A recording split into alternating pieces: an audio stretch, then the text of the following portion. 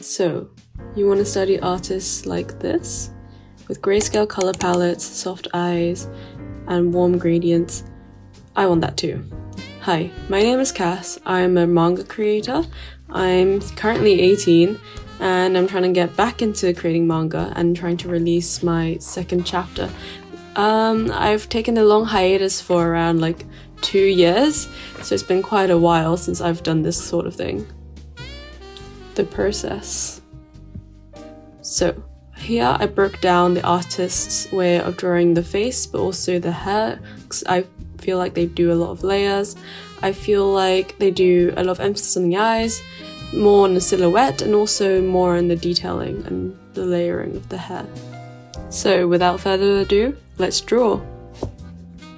So here I'm experimenting with how the artist uses their brushes.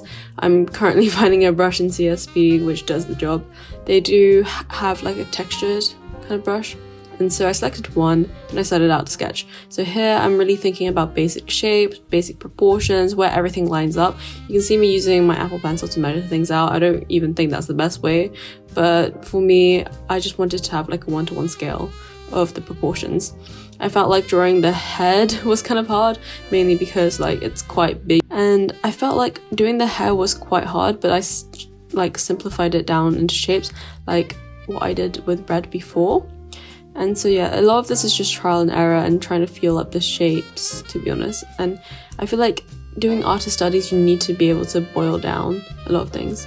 So here luckily the artist provided a speed paint, so I was able to look at the process in between and kind of map out the shadows that I needed to. I know mine looks nothing like in process, but it's fine. And so I wanted to take it my own way and I started drawing out the hair. This was quite hard for me. I found it quite hard to think about how the hair was shaped. Yeah, I kind of wanted to start with the outside silhouette and then work inwards, because then that would give me a better idea of proportions perhaps. So I'm even shading in the stuff to make sure I know where the shadows are and where I'm trying to draw things. This was quite complicated to draw because I felt like the artist had a lot of spiky features, but it went okay. I think, yeah, at some point I did have to redraw some of the bits to make sure it looked like the art itself. So yeah, but also if I drew something wrong, then my proportions would be thrown off, and I don't really want that to happen. So yeah, working on the lower parts, I found this was quite fun because the artist included a lot of wide variety of shapes. So this was quite fun to experiment. I think I started coloring stuff because if you see in the photo, the artist uses a lot of different shades of grey. They're very good with how they use values, so I wanted to mimic that slightly. But I feel like for my approach with art, with artist studies, you don't have to get it exactly how the artist does it. Yes, you can, and that would be really fun, but I think that just takes too much time. I just want to learn the fundamental principles of how they use their technique in art. So that's what I'm doing here. One of the techniques that I find that they use a lot is redefining the shapes with a darker outline. So that's what I'm doing here. But yeah, they use a lot of different values, which is really nice, and to experiment, because that gives the art a lot more depth than assuming so. But yeah, just trying to refine the eyes a lot more. I think with this approach, I'm trying to do a lot of sculpting and making sure that the shapes are at least similar. I found the eyes were quite hard to draw, to be honest, and I know that the way that I've drawn eyes in my piece does not look anything like theirs, but I think I wanted softer eyes, so I think that was the approach I was going to go for anyways. So yeah, but as you can see, the texture brush actually helps a lot with giving it more of a oomph. I don't know how to describe it, but more substance to it, I think. But yeah, having soft textures also provides it as a guideline.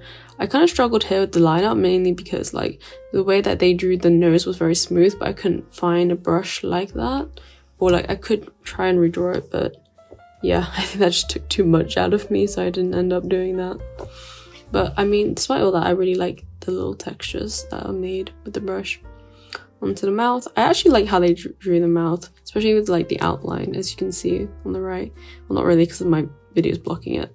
Yeah, I also found like the way that they drew the face, like it's a lot different than how I drew faces, because they have more of like angular shape and they're not afraid to give the character more of a like more face fat, which I thought was really interesting. The hair has like a lot of different stuff, so I was quite wary or quite nervous about doing it. But here's another example of where I zoomed in into one particular like aspect of hair, like a chunk of hair, and properly did it. I feel like I didn't quite capture it exactly. They use a lot of like shades in the hair, like inside where it's meant to be the darkest, so I thought that was quite interesting. Here I really love how they did hair like that is swept aside. I wanted to mimic that as well, and yeah, I think one of the things that they did was that they did a lot of W shapes in the hair, which gave it a lot of like a nice translucent shadow, or like a nice shadow shape, I think. And making it look translucent was actually very hard. But here I'm just trying to mimic the shape, you know. I'm not trying to think too hard about the colours or the translucency. But I think I'm just going to work on that a little bit more later. Here I'm using the lasso tool to really sculpt out the hair. I felt like the way that I drew the hair was not very accurate, so I'm going back in and trying to reproportion the hair. And here I'm working on the eyes a bit more for translucency, but also just because like I feel like the eyes and the piece kind of make or break it, so I wanted to make sure like the eyes were somewhat like detailed and nice before I stopped doing this artist study. And also one thing that this artwork has raised to me was that you need to make everything look somewhat realistic in order for the viewers to believe in your art. So I think maybe later I do want to experiment with like eye anatomy. So let's compare them, before and after. What do you guys think? Let me know in the comments, and please subscribe.